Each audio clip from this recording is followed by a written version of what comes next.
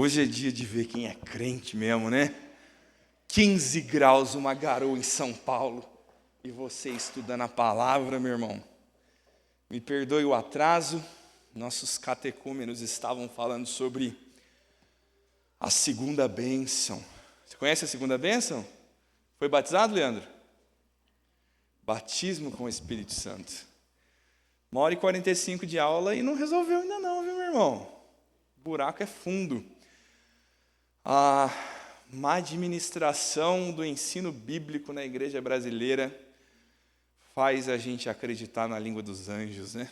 E aí dói.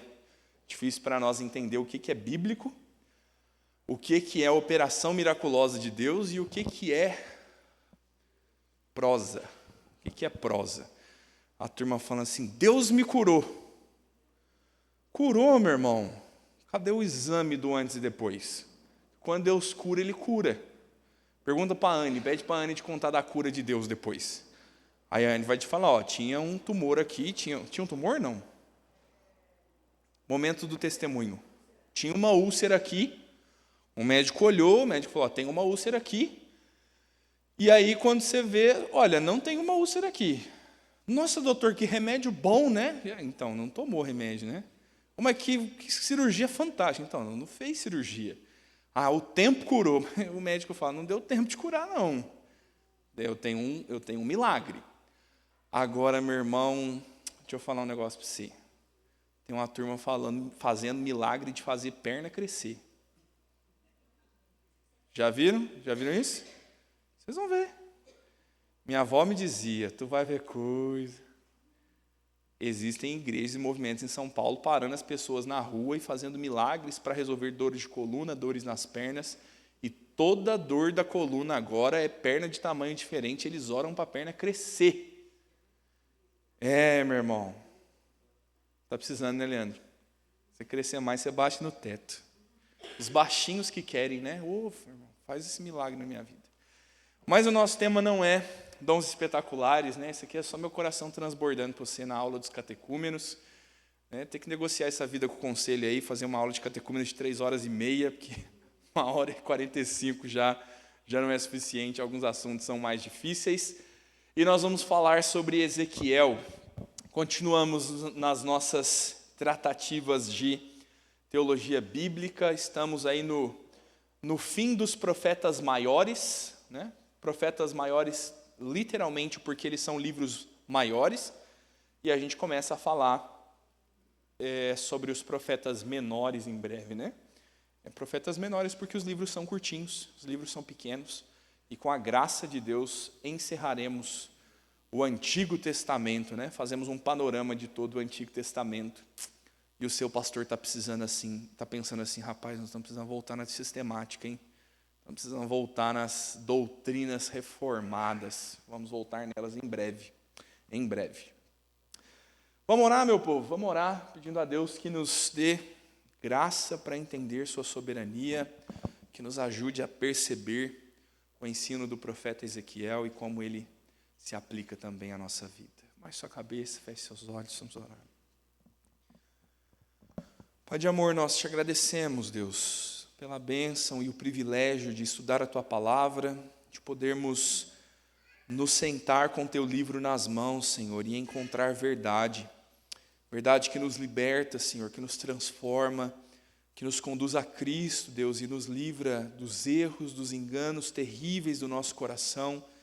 Te agradecemos por isso, Pai, porque Tua boa mão nos conduz e nos sustenta no estudo da Tua Palavra, na compreensão do Evangelho. Muito obrigado, Senhor, pelo Teu amor, pelo Teu ensino, pelo Teu cuidadoso agir sobre a nossa vida, Pai. Pedimos que experimentemos um pouco mais disso, olhando para Ezequiel, entendendo o ensino do Senhor, vendo a fala do profeta viva nas nossas vidas, nas nossas necessidades. Nos ajuda, Senhor, a olhar para isso. É o que nós pedimos em nome de Jesus. Amém. Profeta Ezequiel. Deixa eu introduzir, pondo você aqui na vida de Ezequiel. Tem dificuldade de falar para a gente que não quer te ouvir? Quem tem dificuldade de falar para gente que não quer te ouvir? Por quê, Gisele?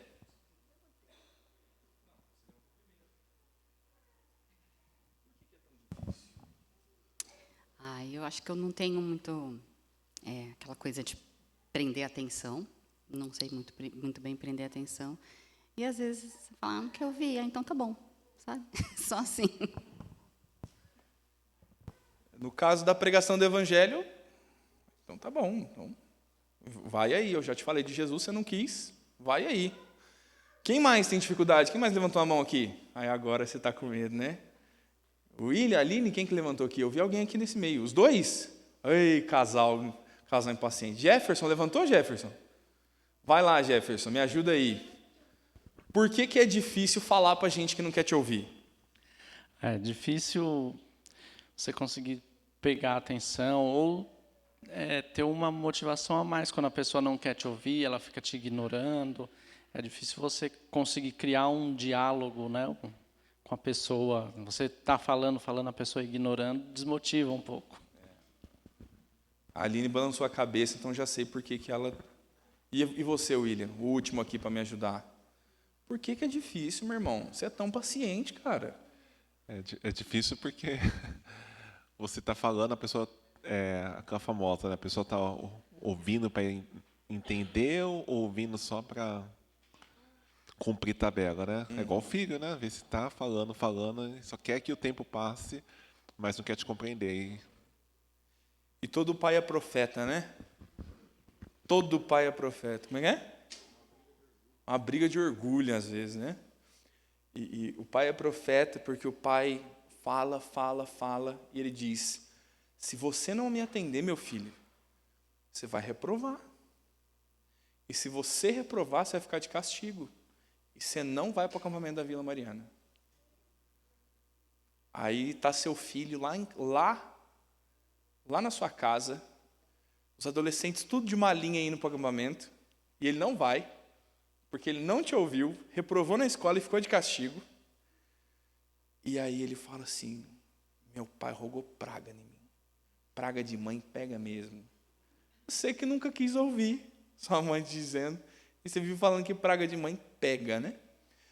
É difícil, meu irmão, é difícil. Eu concordo com os irmãos, eu acho que é difícil falar para quem não quer ouvir. E é por isso que numa manhã fria de inverno você vai se encontrar com o profeta Ezequiel. Você vai aprender com Ezequiel como a gente precisa se portar quando a gente está falando para a gente que não quer ouvir. Essa é, infelizmente, a dura realidade do profeta com quem a gente se encontra hoje. Vamos tentar entender um pouco melhor da vida de Ezequiel, do ensino e de como a gente traz aplicações para a nossa vida. Ezequiel é um sacerdote, é um homem que tem já suas atribuições comuns no templo, é um homem de Deus, não só pelo seu sacerdócio, mas ele se mostra fiel a Deus, né? Ele é filho de Buzi, da descendência de Zadok, é um homem que está ali firme entre os judeus, né?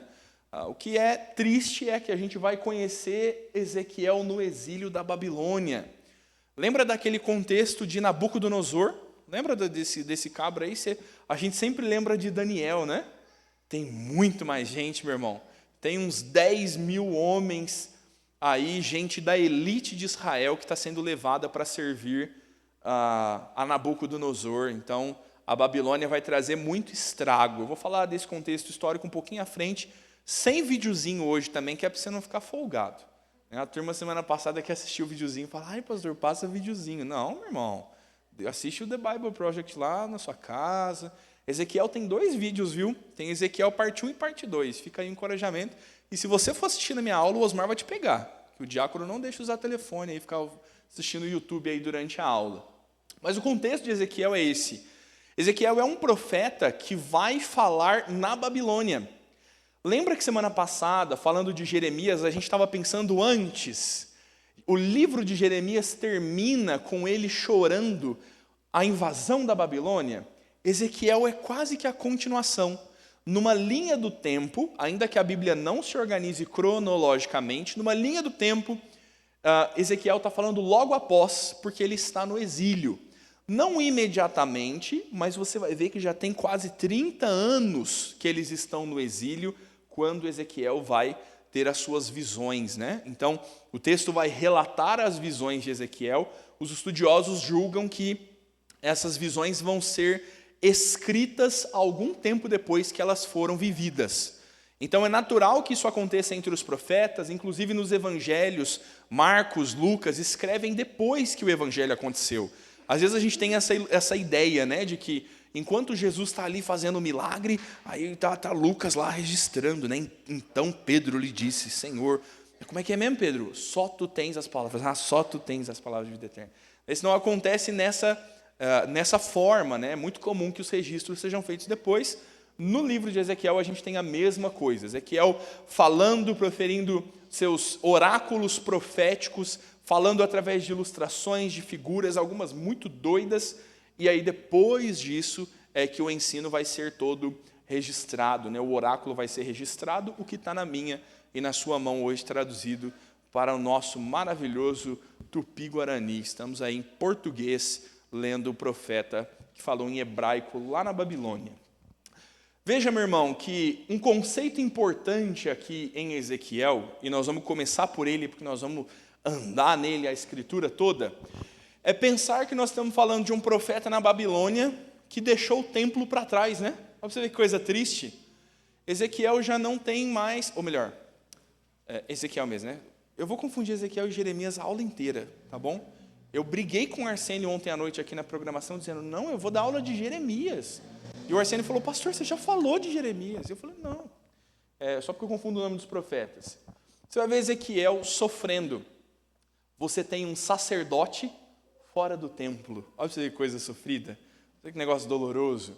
O homem está à beira de um rio, à beira de um canal de água na Babilônia, quando ele tem uma visão daquilo que Deus passa ali a ensinar, né? E esse é um daqueles momentos bem escabrosos, né? Os anjos, como às vezes relatados na Escritura, não são tão bonitos. As visões sobre Deus, às vezes, são amedrontadoras. E Ezequiel vai nos contar uma dessa, e essa carruagem de Deus aqui é um tema importante para nós.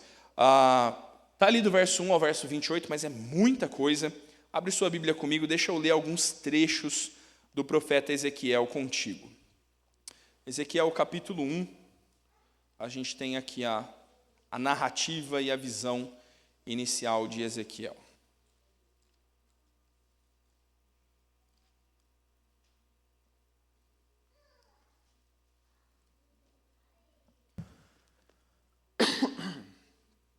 Veja aí verso 1.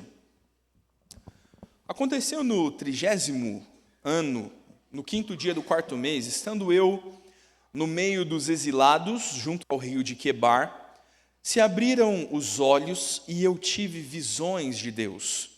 No 5º dia do referido mês, no 5º ano do cativeiro do rei Joaquim, veio expressamente a palavra do Senhor a Ezequiel, filho de Buzi, o sacerdote, na terra dos caldeus, junto ao rio Quebar. Ali esteve sobre ele a mão do Senhor. Olhei, e eis que um vento tempestuoso vinha do norte, uma grande nuvem com fogo a revolver-se, e resplendor ao redor dela. No meio disto, uma coisa como metal brilhante saía do meio do fogo.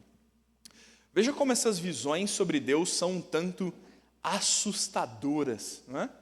Você tem uma tempestade vindo do norte, uma tempestade que, com grandes ventos, traz uma nuvem de fogo ao seu redor. O profeta está tentando nos explicar em palavras o que é uma imagem, e é tantas vezes difícil pôr isso no imaginário. Alguém sempre vai tentar desenhar isso e nunca vai sair muito fiel ao que foi, nunca vai transmitir. Mas pense, meu irmão, na experiência de Ezequiel, sentindo o vento bater, ouvindo o som dessa tempestade, vendo o reluzir dessa nuvem de fogo. Isso é amedrontador. E do meio dessa tempestade surge uma figura de algo semelhante ao metal. Olha que gloriosa visão e que amedrontadora visão. Do meio dessa nuvem saía à semelhança de 4 seres viventes, cuja aparência era esta. Tinham a semelhança de homem. Cada um tinha 4 rostos, como também 4 asas. As suas pernas eram direitas. A planta de cujos pés era como a de um bezerro e luzia como o brilho do bronze polido. Debaixo das asas tinham mãos de homem aos 4 lados. Assim, todos os 4 tinham rostos e asas. Essas asas se uniam uma à outra e não se viravam quando iam, cada qual andava para a sua frente. A forma de seus rostos era como de homem. À direita, os 4 tinham rosto de leão. À esquerda, rosto de boi e também rosto de águia, todos os 4. Assim eram os seus rostos. Suas asas abriam em cima. Cada ser tinha 2 asas, unidas cada uma à do outro. Outras 2 cobriam o corpo deles. Cada qual andava para a sua frente, para onde o Espírito havia de ir. E iam, não se viravam quando iam. O aspecto dos seres viventes era como carvão em brasa, à semelhança de tochas. O fogo corria resplendente por entre os seres, e deles saíam relâmpagos. Os seres viventes zigue-zagueavam à semelhança de relâmpagos. Vi os seres viventes, e eis que havia uma roda na terra, ao lado de cada um deles. O aspecto das rodas e a sua estrutura eram brilhantes como berilo. Tinham as 4 a mesma aparência, cujo aspecto e a estrutura eram como se estivessem uma roda dentro da outra. Andando nelas, podiam ir em 4 direções e não se viravam quando iam. Vamos até aqui. A gente poderia passar a nossa manhã agora discutindo, né?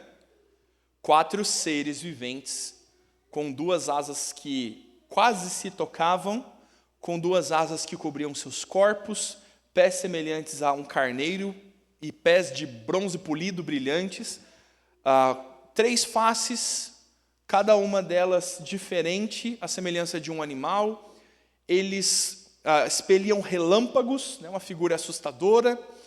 E eu poderia passar a manhã inteira discutindo contigo sobre todas as possibilidades interpretativas para cada uma dessas faces e asas e relâmpagos. Mas a Escritura não é tão específica sobre isso.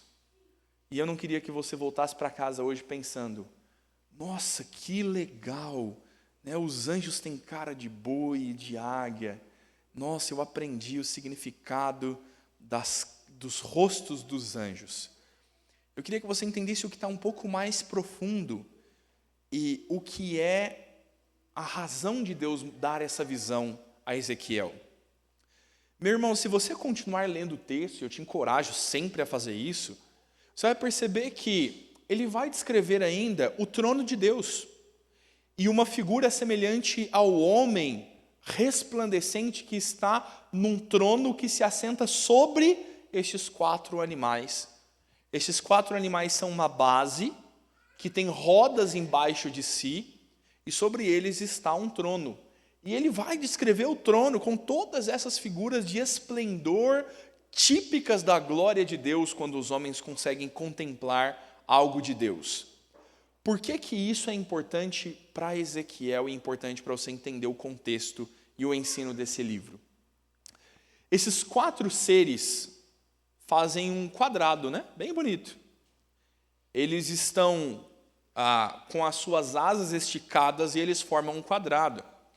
Sobre os cantos, 4 rodas que estão de alguma forma entrelaçadas.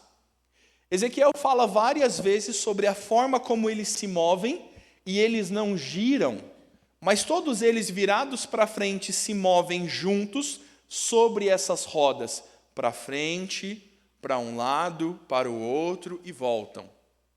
Independente da direção para onde eles vão, sempre um dos seres estará com a face virada. Sempre os seres estarão olhando para algum desses lados. E o grande fato que Ezequiel está nos apontando é que esta figura gloriosa que está assentada sobre o patamar destes 4 seres está se movendo. Você vê, olha que momento de revelação, né?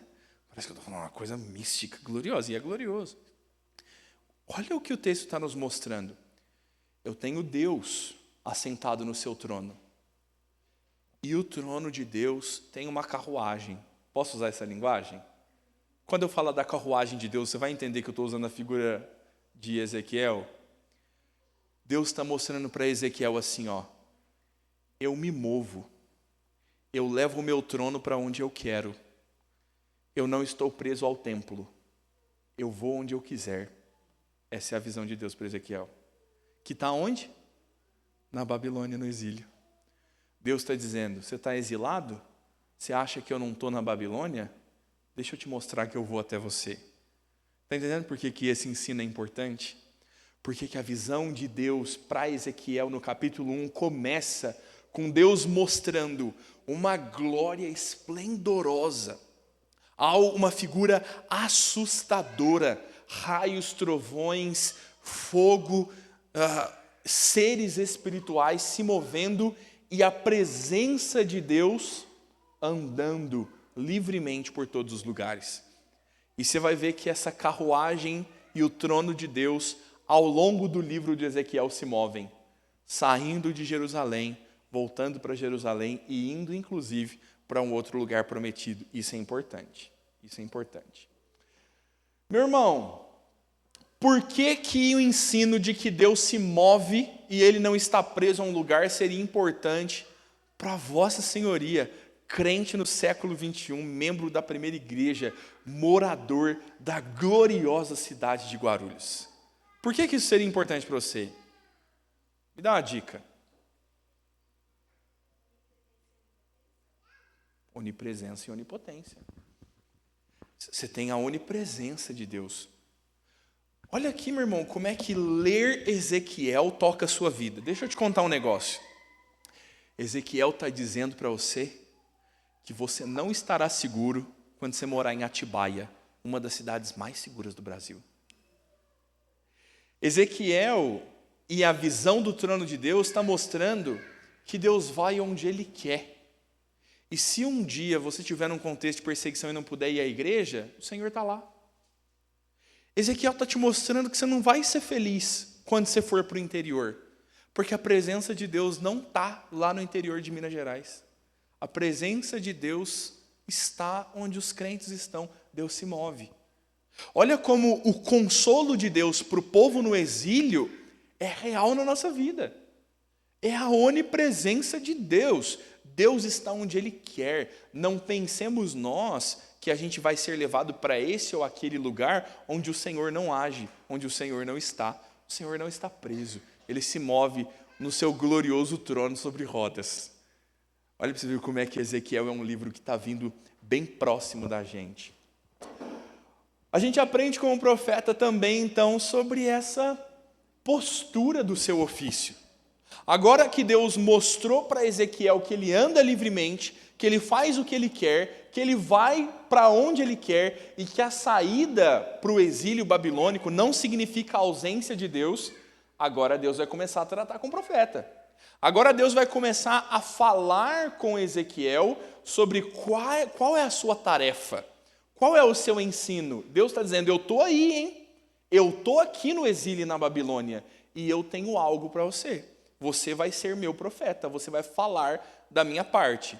E aí você, meu querido irmão, que não levantou a mão e que disse, pastor, eu não tenho problema de falar para pessoas que não querem me ouvir. Eu sou paciente. Olha para você ver que duro a cena aqui do capítulo 2, verso 1 ao 7. O Leandro vai ler para nós aqui. Capítulo 2, 1 ao 7. Esta voz me disse, filho do homem, põe-te em pé e falarei contigo. Então entrou em mim o Espírito quando falava comigo e me pôs em pé, e ouvi o que me falava. Ele me disse, filho do homem, eu te envio aos filhos de Israel, as nações rebeldes que se insurgiram contra mim. Eles e seus pais prevaricaram contra mim, até precisamente ao dia de hoje. Os filhos são de duro semblante e obstinados de coração. Eu te envio a eles e lhe dirás: assim diz o Senhor Deus. Eles, quer ouçam, quer deixem de ouvir, porque são casa rebelde, hão de saber que esteve no meio deles um profeta.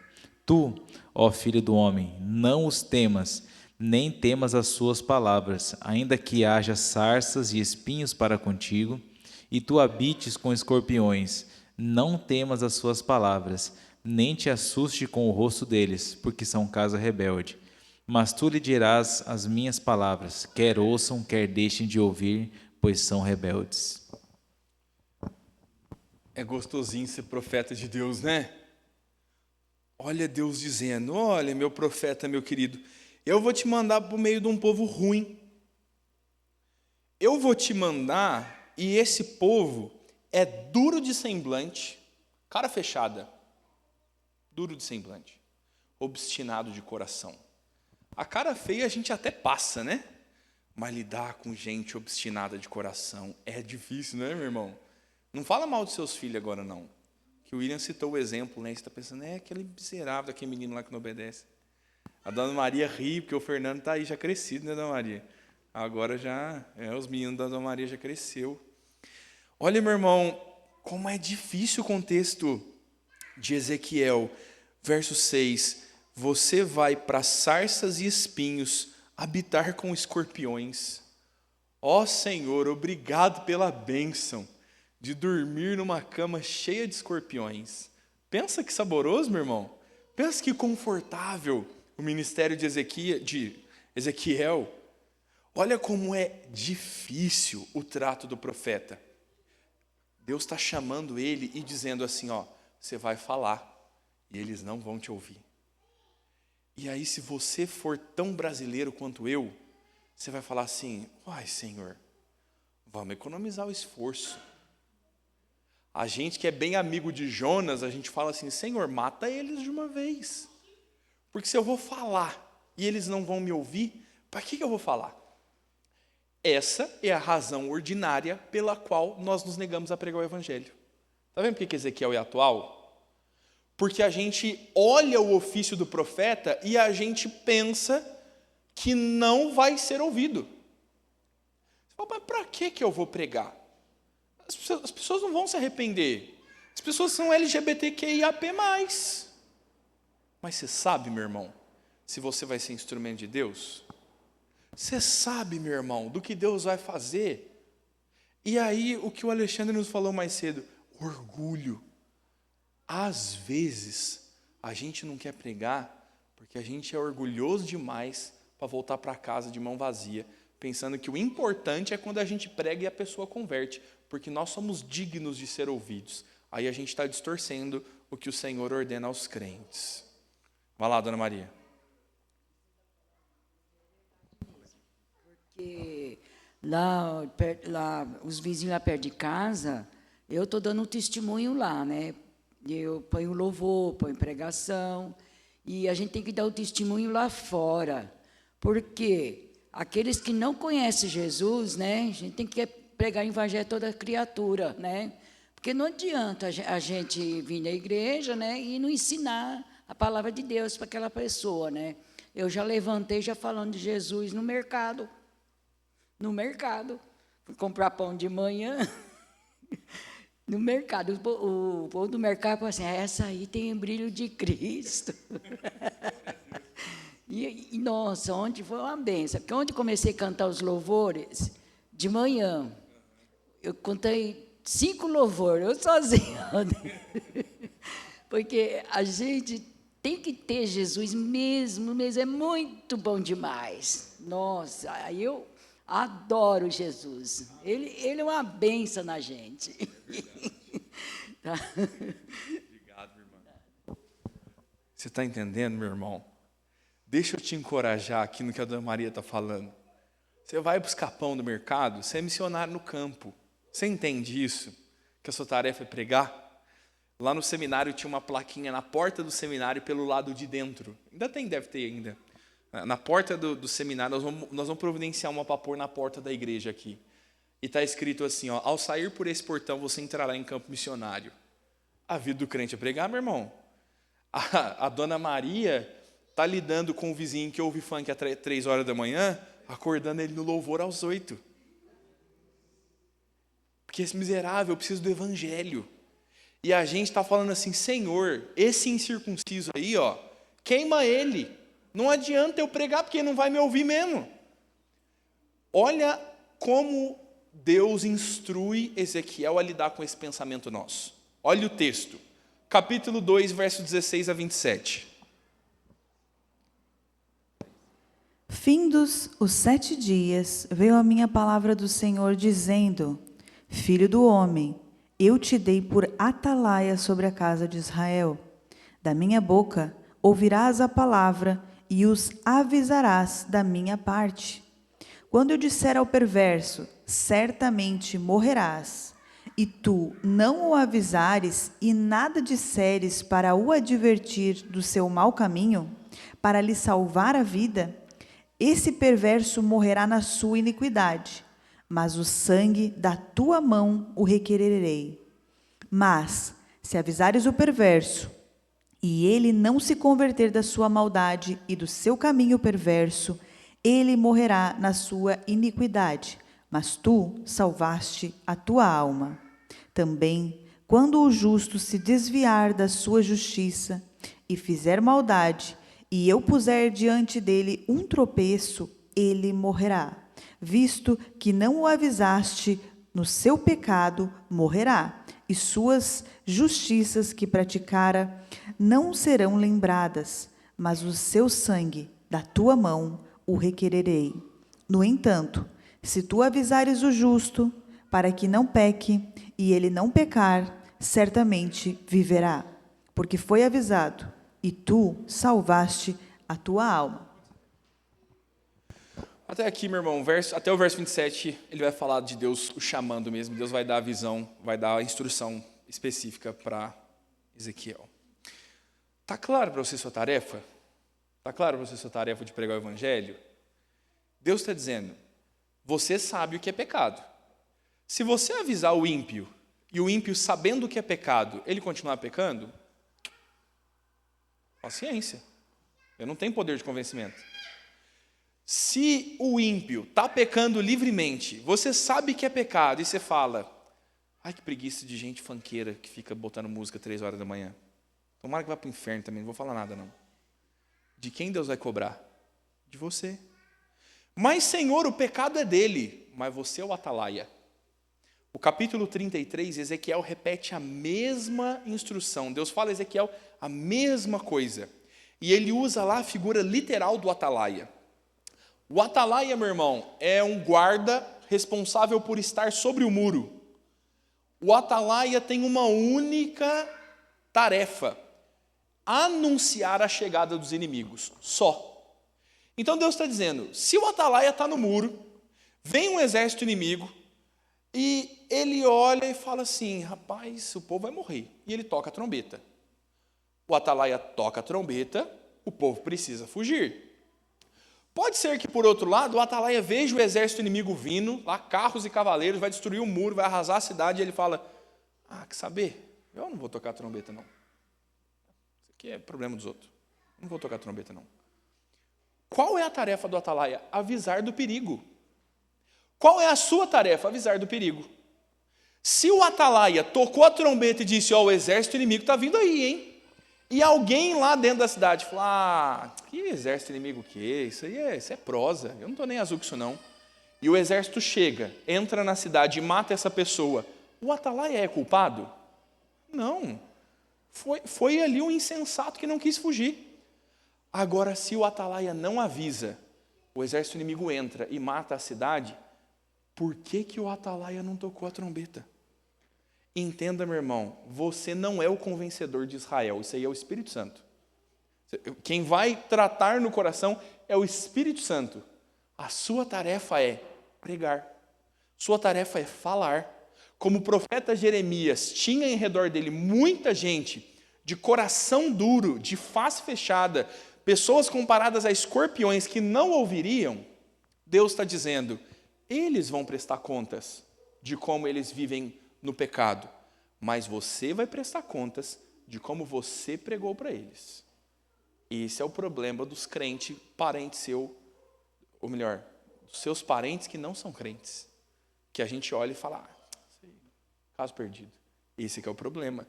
A gente não vai ser cobrado por ter convertido eles, mas a gente vai ser cobrado por ter pregado para eles. Pastor, mas para que eu vou pregar se eles não vão converter? Ah, bobo, você não sabe. Mas você sabe agora quem vai para o céu? Aí eu gosto do pastor Jeremias, da 8ª igreja. Conhece ele, meu irmão? É gostosinho de ouvir ele, né? Ele consegue ser engraçado e bíblico ao mesmo tempo. O pastor Jeremias é muito legal. E o pastor Jeremias tinha um quadro que chamava Pergunte o que quiser e eu respondo o que eu quiser. E alguém perguntou para ele assim, pastor, se Deus predestina para a salvação, por que evangelizar? É essa crise aqui. É esse problema aqui que nós estamos tratando, no final das contas. E aí o pastor Jeremias, bem característico, ele diz assim, ô gente boa, vamos fazer uma coisa? Entende que você é marketing. Sua tarefa é pregar, sua tarefa é mostrar. Você é do ramo do marketing. O RH é com Deus. Se Deus vai contratar ou não vai contratar, se Ele vai chamar ou não vai chamar, isso aqui não é tarefa sua não, camarada. Sua tarefa é marketing. Você tem que fazer igual a Dona Maria. Mostrar para as pessoas que é bom demais ser crente. Que é bom demais ter Jesus. Mostrar para as pessoas o que é a desgraça do pecado. Como elas vão lidar com isso não é responsabilidade sua, mas pregar é responsabilidade sua. E aí Ezequiel vai fazer muito bem isso. Eu acho que essa é uma grande aplicação do livro de Ezequiel para a vida dos crentes. Prega, meu irmão, prega. Ezequiel é sentinela para a nação de Israel. É assim que ele se intitula. Esse profeta é o resultado do rei Manassés. O rei Manassés é um baita de um mau rei que vai instituir o culto a Baal. O rei Manassés vai destruir a fidelidade de Israel à aliança.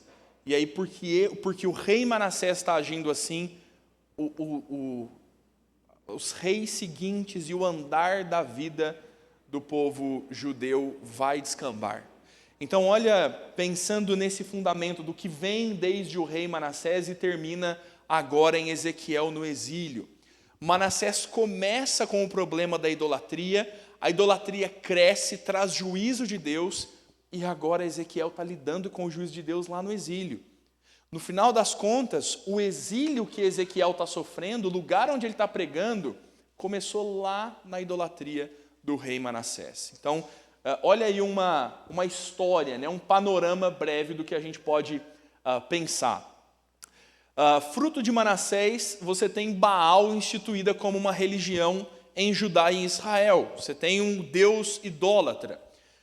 Após esse período, tem aquela doce esperança de Josias. Lembra? Eu falei de semana passada. Josias acha o livro da lei, ele manda ler, ele restaura o templo, ele chama o povo de volta à aliança. O problema é que quando Josias morre, essa fidelidade, essa volta à aliança morre com ele. A esperança de que em Josias as coisas seriam corrigidas, ela é muito curta. Josias não consegue ser o redentor de Israel, mas ele é uma boa figura que aponta para Cristo. Depois de Josias, o que você tem é Faraó. Você tem um faraó chamado Neco, que vai pegar os 2 filhos de Josias, chamados Joacás e Eliaquim, e vai ter eles como vassalos. O Egito começa a dominar sobre Israel. E o rei Neco, faraó do Egito Neco, então institui 2 reis sobre Reino do Norte e Reino do Sul. Mas o problema é que não são reinos livres, são reinos vassalos. Eles pagam impostos, eles devem tributos e obediência ao Egito. Eles estão agora vivendo dependentes do Egito. Há uma série de escravidão do povo de Israel. É quase que irônico pensar que eles estão na Terra Prometida. Deus os tirou do Egito para a Terra Prometida e agora na Terra Prometida eles estão ainda vivendo como vassalos de um rei egípcio. Né? Coisa terrível pensar nisso. O que acontece na sucessão disso? Jeoacás é deposto depois de 3 meses. Jeoacás governou 3 meses só e foi tirado do trono porque ele tentou ali uma rebelião contra o Egito, tentou se libertar do Egito.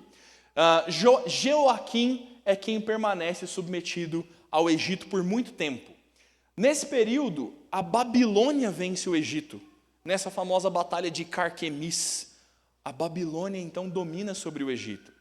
Se o rei Jeoaquim permanecia fiel ao Egito, agora a Babilônia comprou o Egito e agora ele é servo da Babilônia. A Babilônia tem domínio sobre Jeoaquim e o restante do reinado. E Jeoaquim, meu irmão, vai tentar organizar uma revolta para se libertar das mãos da opressão dos babilônicos. O negócio não funciona. O negócio não funciona. E então a Babilônia, como retaliação à tentativa de Jeoaquim de se libertar politicamente, né, de se libertar pela tratativa dos exércitos e da guerra, simplesmente. Esse não é um contexto espiritual de buscar liberdade. A Babilônia vai vir, então, para retalhar essa tentativa de insubordinação e ela vai destruir Jerusalém. A Babilônia vai entrar em Jerusalém com o tão temível exílio. Nesse meio tempo, Jeoaquim causa essa confusão, ele tenta se libertar, não consegue, e ele adoece e morre. E aí o seu filho Joaquim assume o trono, já fadado ao fracasso. Ele assume um trono só esperando a Babilônia vir levá-los cativos. Então, Joaquim reina em seu lugar, e Joaquim é quem vai ser levado como rei cativo para a Babilônia. E aí, então, esse é o contexto do exílio, essa é a derrocada de Israel até serem levados para o exílio na Babilônia. Vamos olhar algumas coisas mais características. A gente tem 3 grandes divisões no livro do profeta Isaías, e eu queria te falar sobre elas, queria pontuar essas 3 grandes divisões. Agora que a gente tem um contexto histórico, a gente entende onde Ezequiel está, o que ele está fazendo, agora a gente consegue pensar sobre a mensagem do profeta, né, as implicações da mensagem de Ezequiel. Eu vou pôr aqui os capítulos para você ter uma anotação aí das divisões. A primeira parcela, o primeiro pacote de falas do profeta é contra Jerusalém. A primeira parte do ensino, ele está falando contra o próprio povo de Jerusalém e contra os rebeldes de Judá. É esses escorpiões aqui. Essa turma de coração empedrecido, Ezequiel está falando contra eles. É esse o contexto das profecias até o capítulo de número 4. Aqui você tem essa crise do templo e da Babilônia. Deus dá uma visão para Ezequiel. Lembra, ele está lá na Babilônia. Ele não está em Jerusalém. E Deus o leva quase que para um tour espiritual. Deus dá uma visão do templo. Deus mostra aos olhos de Ezequiel o templo.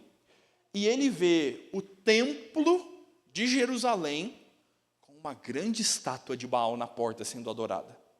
Ele vê do lado de dentro do templo os sacrifícios sendo ofertados aos ídolos, aos deuses pagãos. Ele vê todo o povo de Israel cultuando no templo. Lembra da carruagem? Lembra da carruagem? Onde é que está a presença de Deus no Antigo Testamento? Tem um elemento que surge na lei, que é a representação da presença de Deus. Onde esse elemento e a presença de Deus estão, ali tem bênção. O que é esse elemento? Uma perguntinha de EBD, hein? O elemento chega, tudo vai bem. O elemento vai embora, a coisa fica feia. Estou pensando numa coisa física. A arca da aliança. Eu vou combinar com a secretaria da EBD, nós vamos fazer um sistema de estrelinhas também aqui na nossa aula. Semana passada teve estrelinha também, né? Olha que, por todo o período, Deus institui a arca, tendo ali os sinais da aliança, as tábuas da lei, o maná do deserto e a vara de Arão que floresceu, guardadas dentro da arca da aliança. A arca se move, o povo se move junto. A arca do Senhor, os homens que carregam, quando eles pisam no Rio Jordão, o rio abre. A arca do Senhor é uma representação visível da presença de Deus. Quando Deus ordena o tabernáculo, onde fica a arca? Segunda estrelinha que dá para ganhar hoje, hein? No Santo dos Santos. A arca fica no lugar onde o sacerdote entra uma vez por ano para fazer o sacrifício expiatório, para ter ali a presença de Deus manifesta neste elemento. Não é a arca que é poderosa, é a presença de Deus. Isso se move ao longo dos anos. Perceba que a arca de Deus, quando é trazida ao arraial, as guerras são vencidas. E o juízo de Deus sobre o povo é inclusive quando eles usam mal a arca de Deus. E eles dão a arca nas mãos dos exércitos inimigos. E é curioso que quando a arca vai nas mãos dos inimigos, Deus manda doenças e pestes sobre eles, porque eles não tinham eles não tinham autoridade, eles não tinham permissão para ter a arca do Senhor. Então eles devolvem a arca a Israel. Quando o templo é finalmente construído, onde está a arca? No templo. Agora não mais em tabernáculo, andando pelo deserto, vivendo como nômades. Agora você tem a terra prometida, a cidade escolhida por Deus para ser adorado, o templo construído para Deus e o Santo dos Santos, de onde a arca nunca mais seria removida.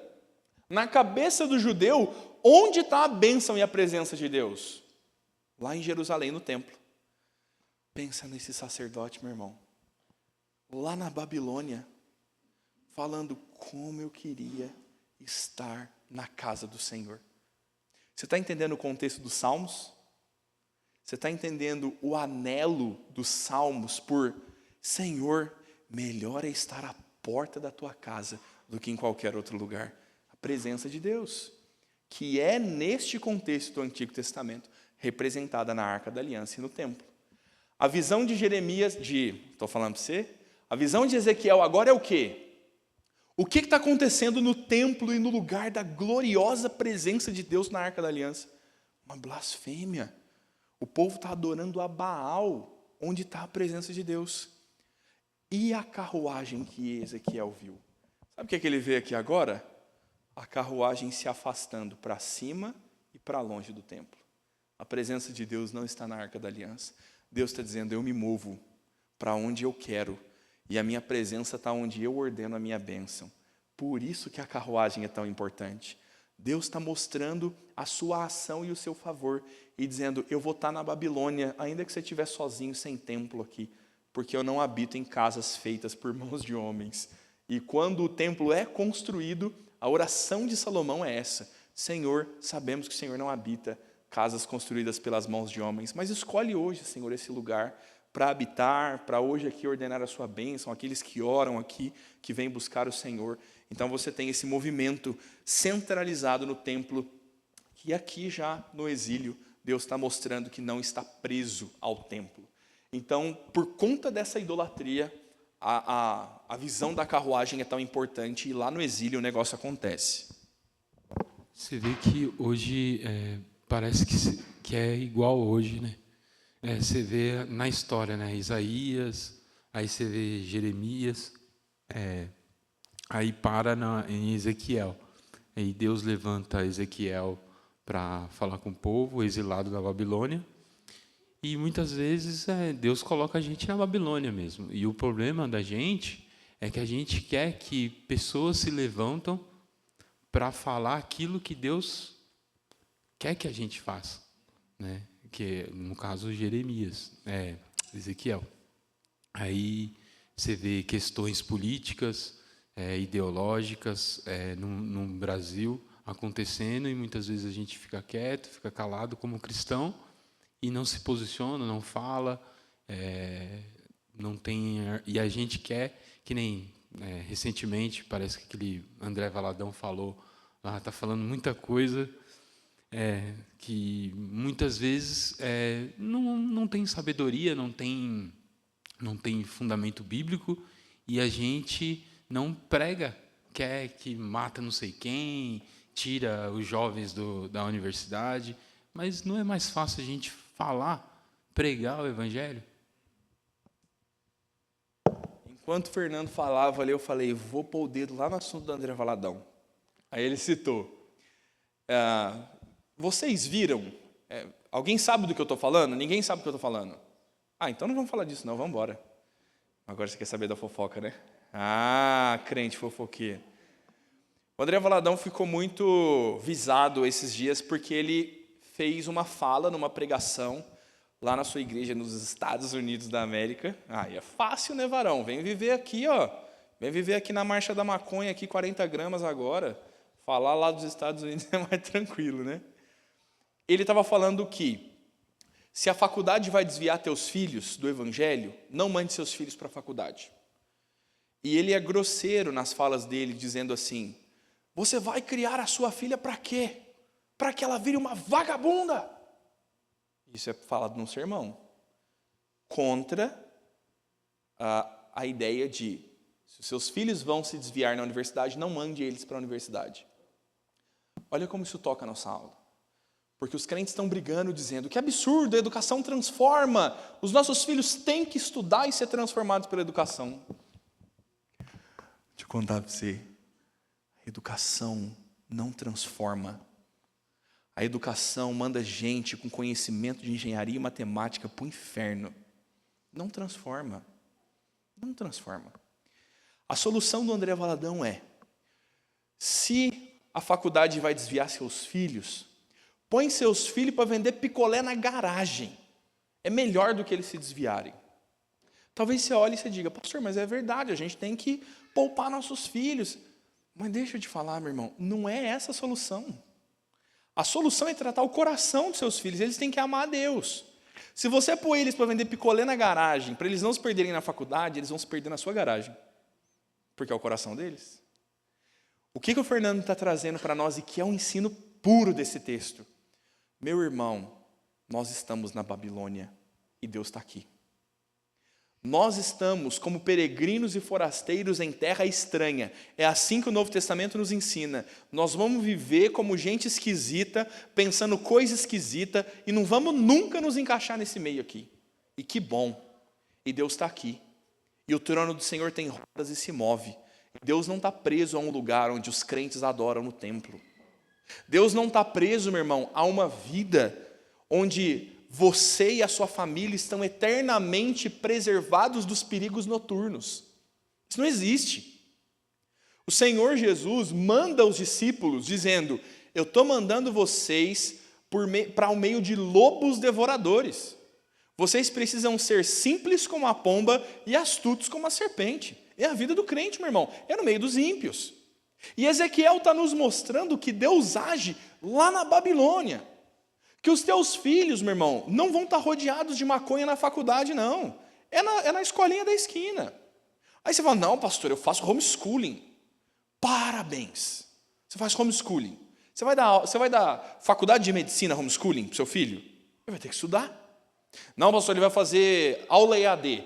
Ele vai trabalhar EAD. Ele vai casar EAD. Casamento virtual.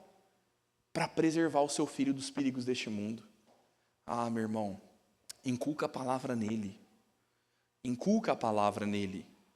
E entrega ele na mão, no cuidado do Senhor. E é Deus quem vai fazer com ele alguma coisa. Então, esse texto e esse ensino estão nos mostrando: o lugar seguro é onde Deus está, não é no templo. Quem vai manter o povo fiel é a ação do Senhor e não o lugar onde o povo está. E você vai ver lá na Babilônia, esse exílio onde Ezequiel está é o mesmo exílio de Daniel, dos famosos Sadraque, Mesaque e Abdinego. Estrelinha para quem lembrar os nomes judaicos: Misael, Azarias, Ananias, não é? Misael e Azarias, tenho certeza. Aí até o pastor falha. O que acontece com Daniel no exílio? Daniel no exílio é um crente na faculdade. O que acontece com Sadraque, Mesaque e Abdinego? Ó rei, eu acho que eles eram baianos. Ó rei, se tu quiseres, se nosso Deus quiser, nosso Deus não nos livrará. Nosso Deus nos livrará. Se nosso Deus não nos quiser livrar, então morreremos. É assim que vivem crentes na Babilônia. É assim que vive você, meu irmão, na universidade. É assim que é o que o Senhor está nos mostrando no livro de Isaías. Mostrando que o problema não é o lugar físico, o problema é a corrupção do coração. O problema é a insensatez insensatez do povo, a idolatria. E o que você tem que resolver no coração dos seus filhos e no seu coração é a idolatria, não é o lugar.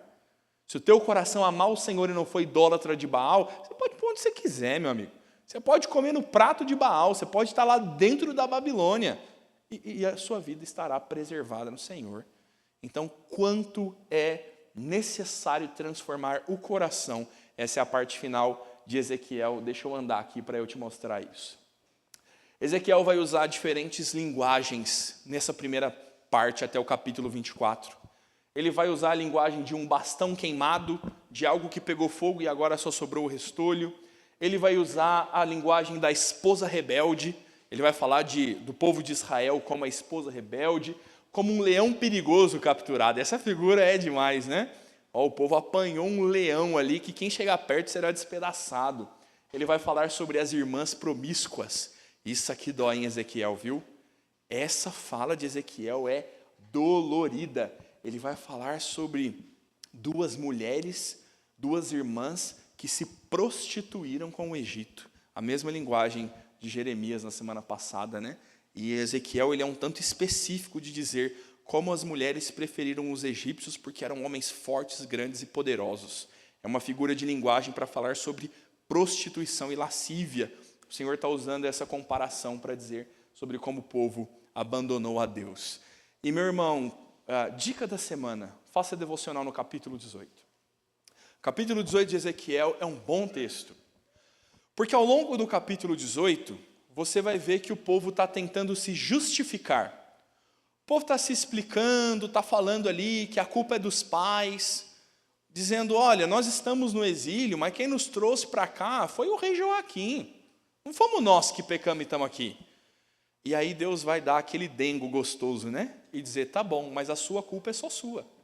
No capítulo 18, Deus vai tratar sobre a mensagem da responsabilidade do povo, sobre como eles, ainda no exílio, cada um deve responder pelos seus pecados e se portar sabiamente perante o Senhor. Está aí o teu texto para devocional da semana, para você ensinar os seus filhos a serem crentes na faculdade. Não adianta, meu irmão. Ai, pastor, eu vou mandar para o Mackenzie, que é presbiteriano. Se eu te conto. Vai lá um dia no Mackenzie tomar um café lá. Segunda parte do livro, o segundo bloco de textos, não só sobre Jerusalém. Ezequiel está falando contra o povo, contra Jerusalém. O juízo começa pela casa de Deus. Beleza, ele falou contra o povo. Agora ele vai levar a voz contra as outras nações. Esse aqui é doloroso também, hein? Deus está julgando os inimigos dele por meio da Babilônia. Vamos ler um texto aí, Ezequiel 25, versos 1 a 7. Vou pedir para minha esposa, que está de mão livre hoje. Cadê nosso filho, meu bem? Está com a cunhada ali, ó. Olha aí, Ezequiel 25, verso 1 a 7. Veio a mim a palavra do Senhor, dizendo: Filho do homem, volve o rosto contra os filhos de Amon e profetiza contra eles. Dize aos filhos de Amon: Ouvi a palavra do Senhor Deus. Assim diz o Senhor Deus: Visto que tu disseste, bem feito, acerca do meu santuário, quando foi profanado, acerca da terra de Israel, quando foi assolada, e da casa de Judá, quando foi para o exílio, eis que te entregarei ao poder dos filhos do Oriente, e estabelecerão em ti os seus acampamentos, e porão em ti as suas moradas. Eles comerão os teus frutos, e beberão o teu leite.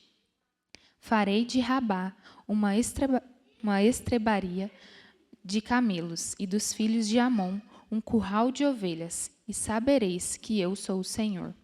Porque assim diz o Senhor Deus, visto como batestes as palmas, e pateastes, e com toda a malícia de tua alma te alegrastes da terra de Israel.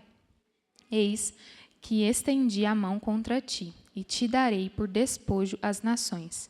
Eliminar-te-ei dentre os povos, e te farei perecer dentre as terras. Acabarei de todo contigo, e saberás que eu sou o Senhor. Fui eu que desliguei aqui, Roberval. O Roberval enlouquece essa hora, coitado. Eu desliguei o microfone aqui por um minuto. Deus está julgando os inimigos. Moabe, Edom, Tiro e Sidom, o próprio Egito, né? Todos esses homens maus. Sabe aquela nossa sensaçãozinha assim de que ímpio nunca sofre? Você não vê sofrer, meu irmão. Juízo de Deus é real. E Deus está mostrando que esses povos estavam ali com a sensação de que os judeus se deram mal, a Babilônia pegou eles.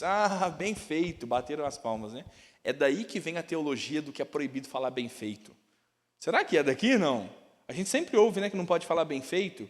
Qual é o texto que fala que não pode? Deve ser esse, que é pecado falar bem feito para os outros.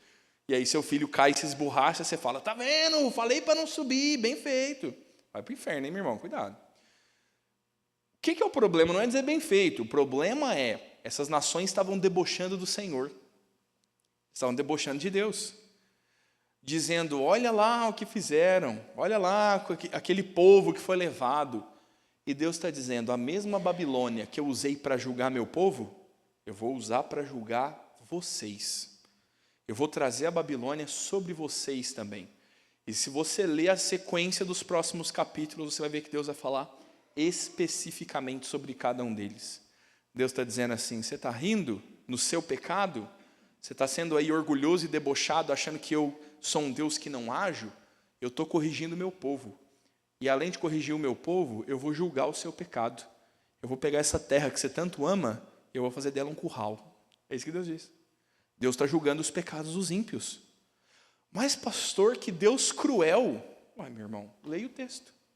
Veja as acusações de Deus contra os pecados do povo. Deus está exercendo juízo e fazendo justiça. Ele é santo julgando homens pecadores. Por isso, o trazer da ira de Deus sobre estas nações também. Deus está censurando a forma de vida deles e vai derrubá-los. E aí, meu amigo, você tem isso aqui, ó, soberania divina. Parece que exílio, pecado, tudo isso é uma grande confusão, é rei que se põe debaixo do Egito, é egípcio que manda pagar tributo, e o desígnio de Deus não muda. E Deus quer tratar o seu povo assim. Deus está trazendo a Babilônia para julgar os pecados de Israel, para julgar os povos vizinhos, e quando Deus terminar essa obra, Ele vai julgar a Babilônia, que são ímpios, e que estão agindo na sua maldade e na sua malícia. E aí talvez você ainda olhe e tenha aquela crise da soberania de Deus, pensando, poxa pastor, mas que coisa terrível, os babilônicos estavam quietinhos lá, e Deus obrigou eles a fazer essas coisas maldosas. Os babilônicos estão dizendo, vejam como somos poderosos. Nós somos maus e fortes, e nós dominamos e subjugamos todos os povos. Não há gente maior do que nós. Deus está permitindo que a Babilônia transborde sua maldade, atinja outros povos, até o momento que Deus use a Babilônia como seu martelo para julgar outros povos e também julgue os pecados da Babilônia. Babilônia na Escritura vai se tornar a figura de mal. Você vai ler Apocalipse e Apocalipse está falando sobre Babilônia. A Babilônia, meu irmão, é uma figura, se torna uma figura do mal no mundo. E Deus está dizendo sobre como julgará todas as coisas. Apocalipse vai falar da grande meretriz, da queda da Babilônia. O anúncio de que a Babilônia caiu é uma figura apocalíptica, porque o Senhor está desfechando os tempos, vencendo os inimigos, redimindo seu povo, pondo fim a todo este caos. Então, soberania de Deus é algo claro, e esse livro fala muito. Existem 99 vezes a frase, e vocês saberão que eu sou o Senhor. Deus está fazendo. Ele está fazendo isso quando Ele julga, quando Ele condena, dizendo, vocês saberão que eu sou o Senhor, porque é do meu caráter a santidade, e eu julgo os homens ímpios. Ele também está dizendo nos textos que Ele aponta a graça, dizendo, e vocês saberão que eu sou o Senhor, gracioso, bondoso, que perdoa o pecado de vocês e renova a aliança. Então, no capítulo 33, o primeiro capítulo da próxima sessão, um refugiado vai trazer a notícia de que Jerusalém caiu completamente e que o templo foi destruído. É a notícia terrível para Jeremias. E toda a região foi assolada pela Babilônia. os inimigos foram julgados e o julgamento sobre o povo de Deus foi tal que agora até o próprio templo caiu. Meu irmão, você consegue perceber o juízo de Deus hoje, como foi com aquelas nações? Não se engane, meu irmão. Isso aqui é bom para nós numa semana como essa, dizendo, não se desespere com os homens maus. Não se desespere com a maconha. A maconha é ruim mesmo, meu irmão. Mas a turma bebe cachaça, é ruim igual. Ai, o pastor Lucas é a favor da maconha. Eu não sou maconheiro, meu irmão. Garanto você, eu não sou. Nunca nem experimentei, né? Mas nem quando você desviou, pastor. Não, nunca não. E esse não é o problema. A droga vai agravar e trazer à tona o coração dos homens? Vai. Mas eu posso te dizer, se o seu filho quiser, ele usa hoje. Ele usa antes da liberação. Isso é tão acessível, tão terrivelmente acessível, que qualquer festa de adolescente sempre vai ter um incircunciso lá com um cigarro de maconha. Vai aumentar o problema? Vai, meu irmão. Claro que vai. Agora a gente vai ter não só bêbados, como maconheiros livremente andando por aí, né? O Código de Trânsito brasileiro vai ter que definir aí alguma regra para a pessoa não dirigir drogada, né? Tão terrível quanto. É o fim da picada, é o inferno no Brasil. Isso aqui é Deus na Babilônia. Isso aqui é Deus dando graça para o profeta Ezequiel, que está lá no meio do exílio. Vai firme, meu irmão. Deus vai julgar as nações. Deus vai tratar com os pecados. Não esquece que você é atalaia, faz a tua parte, vive em fidelidade, deixa a soberania com o Senhor. Ele é que sabe quando Ele permite o mal ir, quando Ele refreia o mal.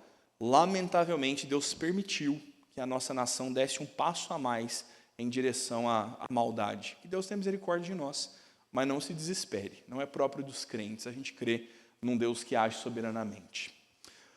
O texto de Ezequiel termina com esperança. Final do livro, capítulo 33 até o capítulo 48 vão falar sobre esperança. Essa é uma parte bem grande do livro e eu quero te fazer algumas referências da esperança apontada por Ezequiel no final. Deus nunca está só tratando o pecado, Ele também está apontando graça e Ele vai fazer isso apontando um Israel restaurado. Capítulo 34 vai nos falar de um novo reinado. Olha a esperança mais uma vez do reino. Um novo Davi vai surgir aí para sustentar o seu povo. Por isso que o judeu tem aquele desespero de que o Senhor, esse Messias vai vir expulsar os romanos. Meu irmão, eles eram escravos aqui nessa cena do Egito. A Babilônia domina sobre eles. Aí depois da Babilônia, a Pérsia domina sobre a Babilônia. Eles já não são mais propriedade babilônica, são propriedade persa, né? Os assírios vão invadir. E depois Roma vai dominar tudo. Eles vão de mão em mão sobre os usurpadores, sobre os maus senhores. Eles têm um anseio por libertação. Eles têm um desejo por um rei militar que vai pisar as cabeças e que vai libertar Israel.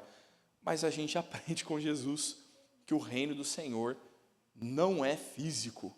O meu reino não é comida e nem bebida, é paz e alegria no Espírito.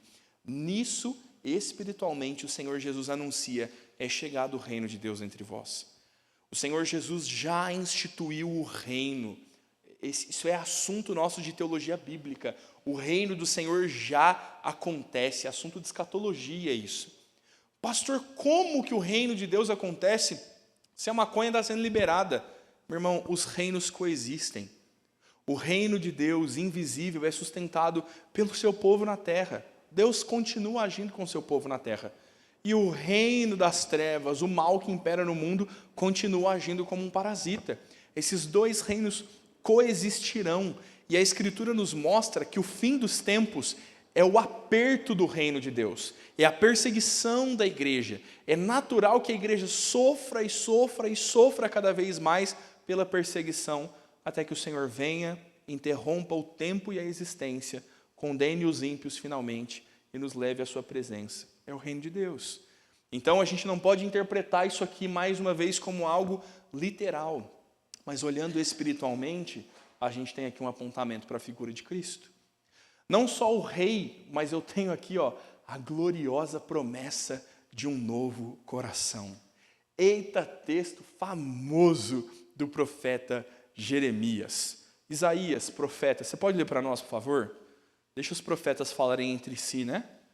O profeta Isaías vai ler para nós, Jeremias 36, verso 26 a 28. Texto muito, muito famoso do profeta Jeremias, do profeta Ezequiel. 26? Isso.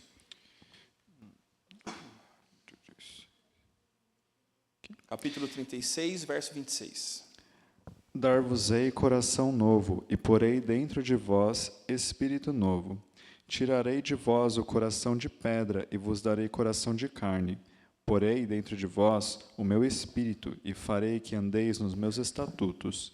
Guardeis os meus juízos, e os observeis. Habitareis na terra que eu dei a vossos pais. Vós sereis o meu povo, e eu serei o vosso Deus. Tem esperança. Tem esperança. Para esse povo de dura serviço, para esses escorpiões, essa turma que vai bater cabeça até Deus arrasar o templo e destruir Jerusalém, tem esperança, meu irmão.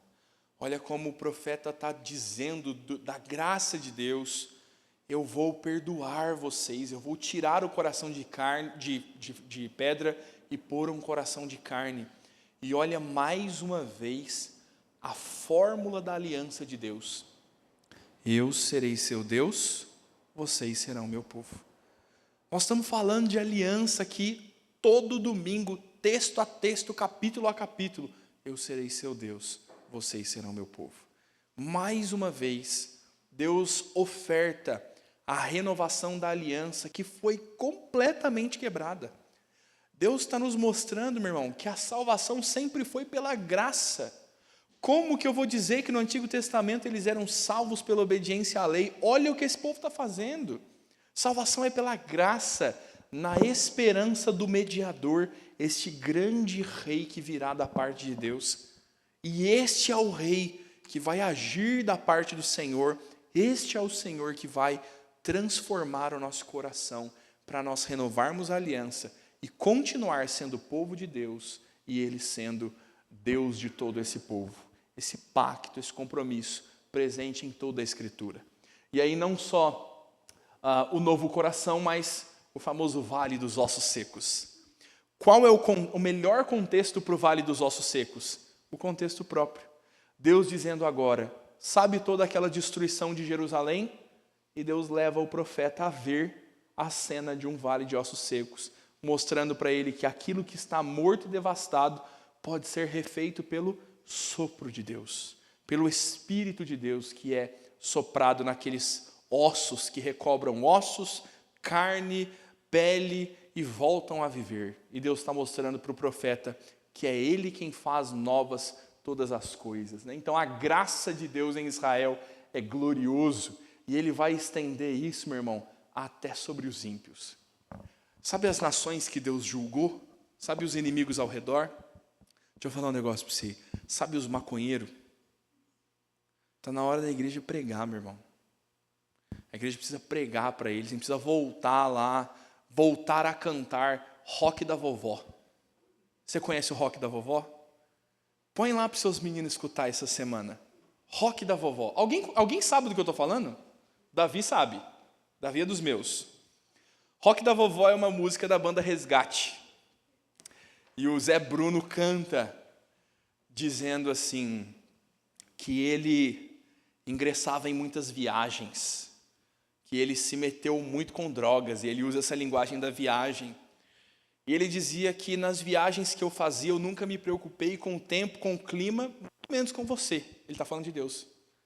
Eu queria fugir dali, eu não estava nem aí. Ele está falando sobre como ele se lançava nas drogas só procurando alguma experiência a mais. É isso que a turma das 40 gramas de maconha quer, meu irmão. Eles precisam do evangelho. E ele canta dizendo assim que nessas viagens, ele foi muito longe viajando, até um ponto que ele não sabia se ele ia voltar mais. É a linguagem dele para falar do uso de drogas. E aí ele canta sobre a avó dele. A minha avó que me dizia, filho, não vá se arriscar, Neste mundo tem viagens que não dá para voltar, mas foi ela mesma quem me disse, para eu te procurar, porque você tinha uma passagem guardada para eu retornar. E ele canta o refrão dizendo: eu larguei aquela droga de vida, você me tirou daquela vida de drogas, achei a paz que eu queria, foi você quem deu. Existe esperança para nações ímpias, existe esperança para gente que riu e bateu palmo do povo da desgraça do povo de Deus. Deus, meu irmão, é muito misericordioso e a gente precisa pregar o que Deus prega, anunciar duramente o pecado e ofertar graciosamente o perdão, como Deus oferta na palavra. Nosso povo precisa de Deus. A gente precisa parar de ser menos militante político e mais crente. Tanto devemos lutar contra o aborto, tanto devemos falar contra o uso de drogas, mas nós precisamos pregar o evangelho. Não é a proibição do aborto, das drogas que vai mudar o nosso país, é o evangelho de Cristo. É aqui que a gente precisa estar, é aqui que a esperança é ofertada. Deus dizendo: faço novas as coisas, ponho vida onde tinha morte, ponho um coração de carne onde tinha coração de pedra, e meu Espírito ensina vocês as minhas leis. É aqui que está a esperança, é aqui que é o trabalho do crente, nessa esperança do Israel restaurado. Deus anuncia que vai vencer Gog. É a figura que também é usada em Apocalipse. Alta escatologia aqui no livro de Israel. Gog é uma maldosa nação antiga.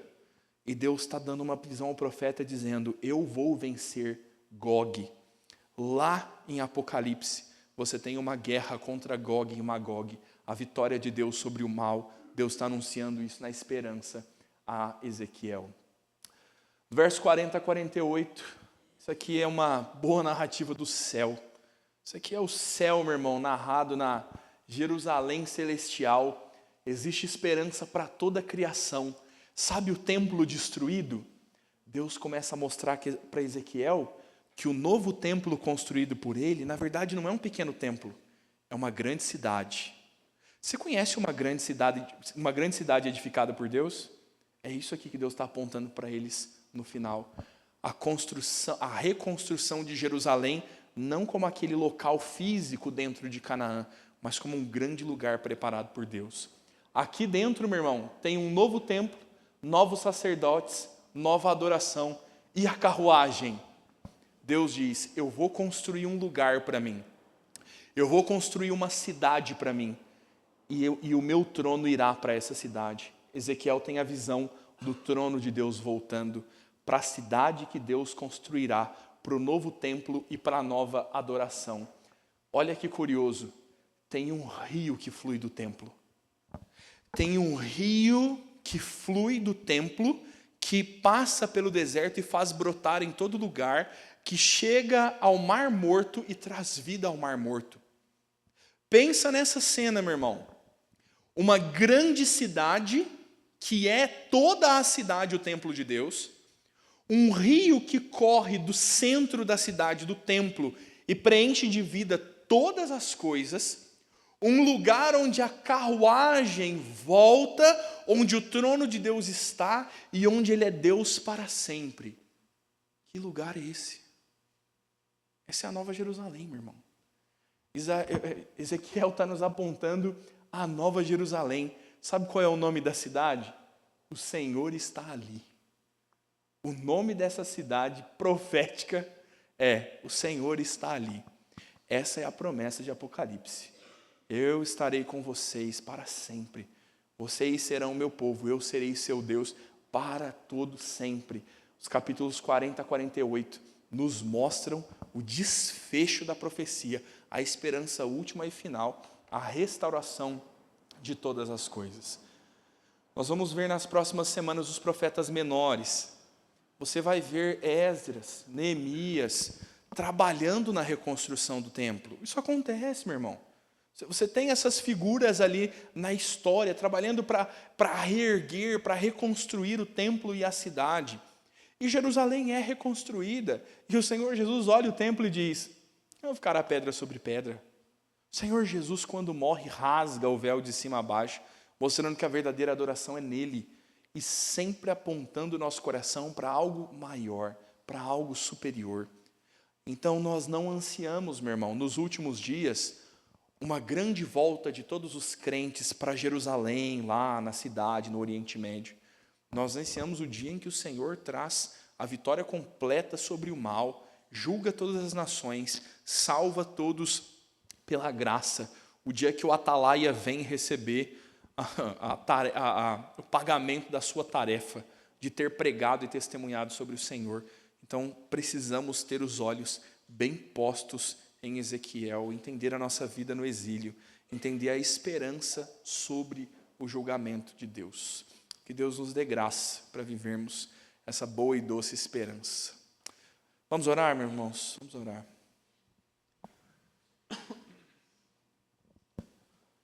Pai de amor, nós queremos te agradecer, Deus, pela tua palavra, pela escritura e pelo ensino que sai dela para nós. Nós precisamos viver nas revelações do Senhor, entender o teu agir nos profetas, nos homens de todos os tempos, Pai, para vivermos de forma sábia, vivermos de forma piedosa junto do Senhor. Nos instrui hoje, Deus, nesta nossa vida exilados, nessa nossa vida como forasteiros. Nos ajuda a perceber que o trono do Senhor se move.